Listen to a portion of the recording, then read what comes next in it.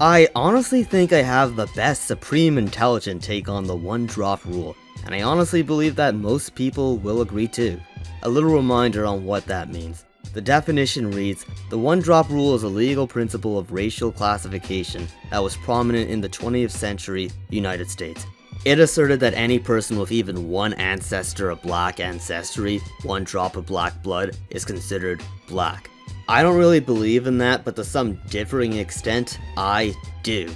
My mindset is basically if you have the blood and you at least still look the part, to some noticeable extent, even if it's a light skin tone, it counts.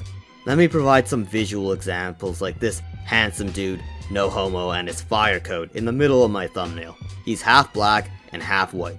He is going to be treated as black generally, whether it be in a normal politically neutral area or one of those far right white trash areas like Harrison, Arkansas, or some Asian country like China that people hesitate to point out the discrimination of.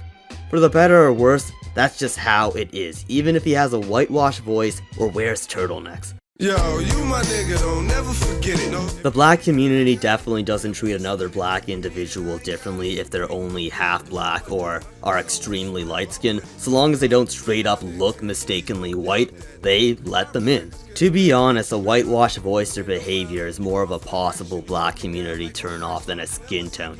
As much as some families would deny it, it doesn't go as smoothly when it goes the other way around. A black kid isn't going to be treated as white.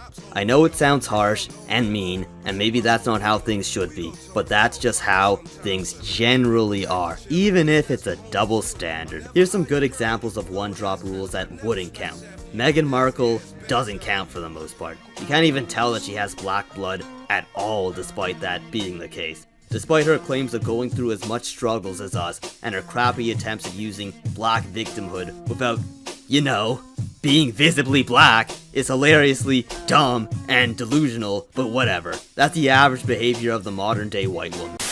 Anyway, the Tate brothers is another example of people who have the blood, but don't really count as well. But unlike Meghan, they respectfully don't try to hide behind the black card with the exception of when people try to call them racist. I know people have made shorts making fun of women who mistake them for white, but come on, as stupid as some of those women are, I'm not going to give them crap for mistaking this man as white, since most people would based upon a first glance.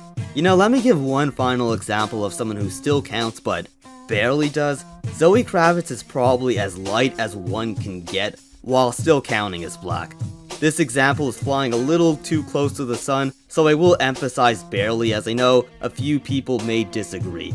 I am also aware of colorism, where people will treat black people worse by the case-by-case basis of a black person being darker than another black person, hence why Zoe Kravitz may have been treated better than someone darker depending on the area, of course.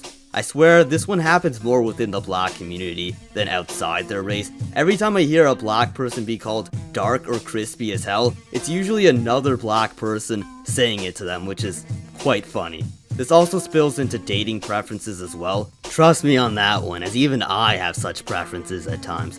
Black physical features can also be thrown into the mix with more unorthodox examples like an albino black person who has the features and will probably be treated as black despite being as white as can be. But yeah, that's my overall personal defining of the one drop rule. I don't agree with the original definition, but still believe in it in a way I explained and bent the definition of. My logic being, you have to have a drop and at least somewhat look the part. And I think this is something that most people would agree upon.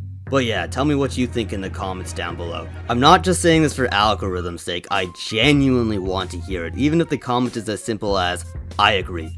Check out other black culture videos of mine like that one about our top black gaming protagonists, representation, and great role models. I have a playlist dedicated to it.